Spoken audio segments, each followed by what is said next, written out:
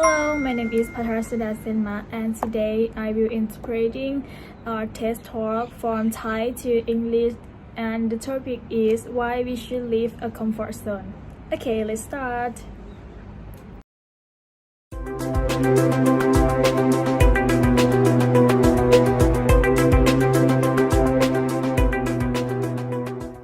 มีตำนานเล่าว่าสมัยศตวรรษที่ 14ในขณะที่เกิดสงครามที่กรุงบรัสเซลส์ประเทศเบลเยียมนะครับข้าศึกก็ล้อมเมืองแล้วต้องการเอาระเบิดเนี่ยไปบึ้มกรุงบรัสเซลส์ให้ราบเขาก็เอาระเบิดไปวางไว้ที่กำแพงเมือง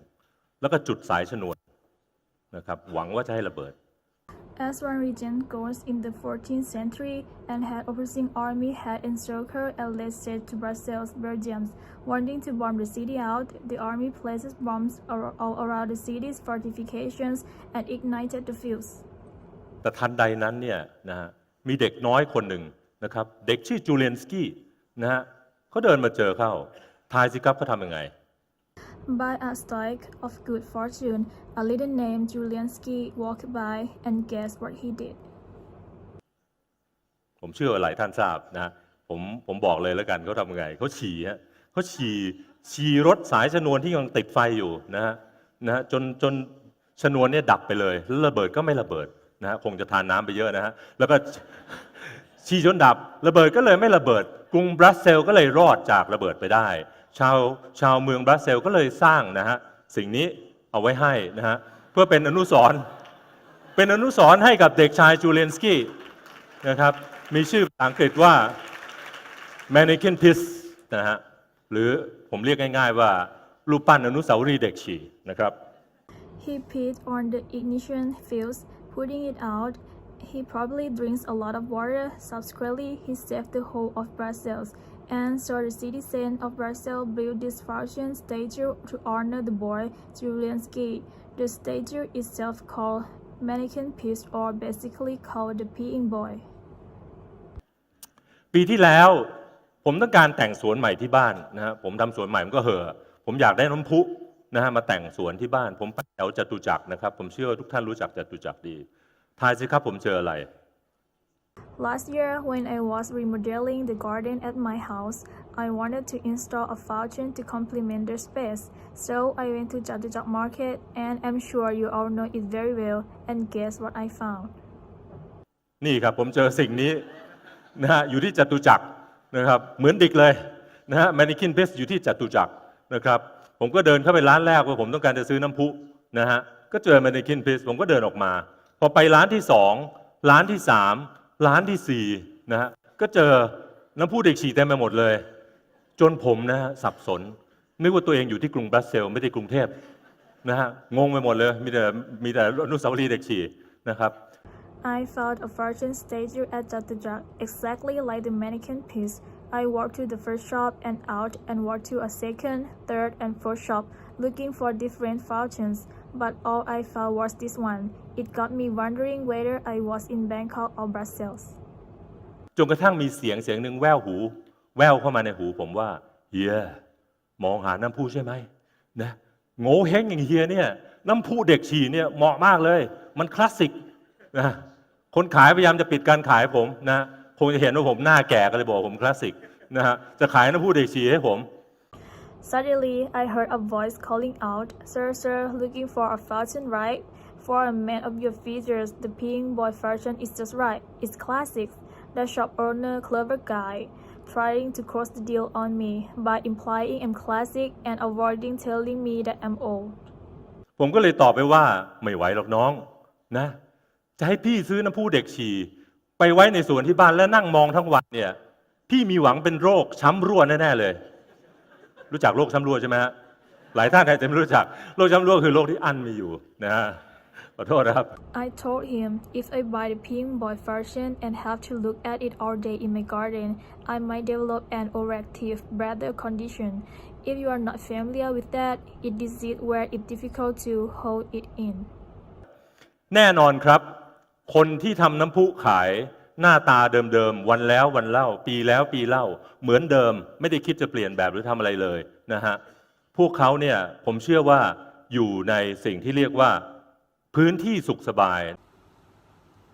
Anyway, day after day, year after year, the same shop owners never thought to adjust anything to the design. I believe it is because they never wanted to leave their comfort zone. เจ้าพื้นที่สุขสบายเนี่ยจริงๆแล้วหมายความว่าพฤติกรรมนะฮะของคนเราที่ชอบทำอะไรซ้ำๆเดิมๆนะฮะไม่ต้องการเปลี่ยนแปลง เพราะเชื่อว่าการเปลี่ยนแปลงเนี่ยจะทำให้ตัวเองลำบาก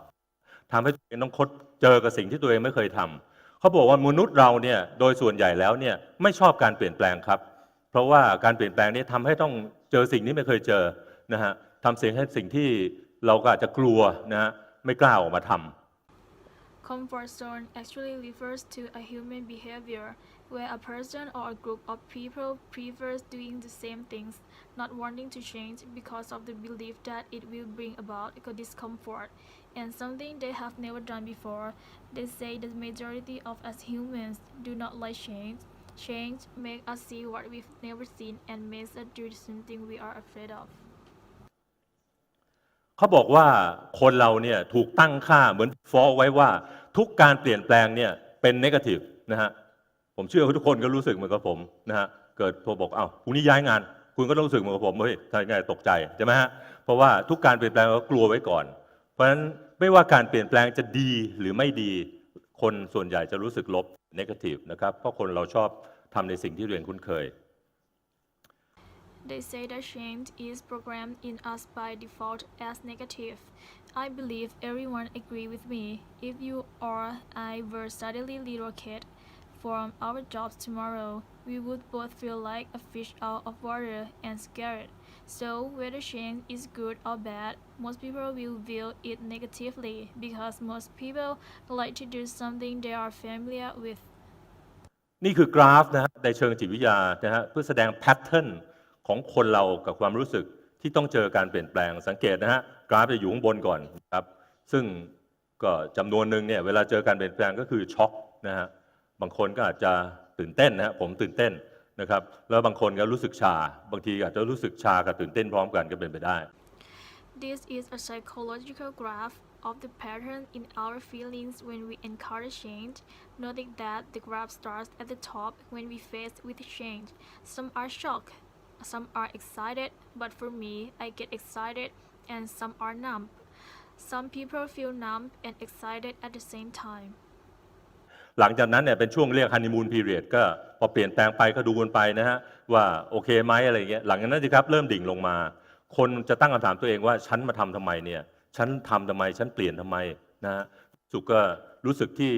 เกิดความรู้สึกที่เรียกว่าสับสนนะฮะความสับสนในที่สุดก็เกิดการสูญเสียความมั่นใจนะสุดท้ายก็อาจจะซึมเศร้าลงไปได้เพราะฉะนั้นกราฟก็จะดิ่งลงไปเรื่อยๆนะฮะสาเหตุว่าจะดิ่งลงมาถึงช่วงที่เรียกว่าช่วงวิกฤตหรือช่วง crisis นะครับ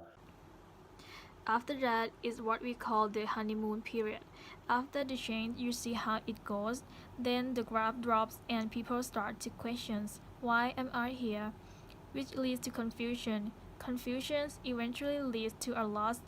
in self-esteem and possibly depression. The graph continues to dive, noting that it dives until the point of crisis. ซึ่งหลายคนนะฮะล้มเลิกนะฮะยอมแพ้แล้วก็เลิกทำไปเลยแต่เชื่อไหมครับว่าก็มีอีกหลายคนที่ลุกขึ้นสู้นะฮะและขวนขวายหาวิธีทำเพื่อสู่ความสำเร็จให้ได้นะฮะเพราะฉะนั้นกราฟก็จะค่อยๆขึ้นกลับมานะครับแล้วประสบความสำเร็จในที่สุด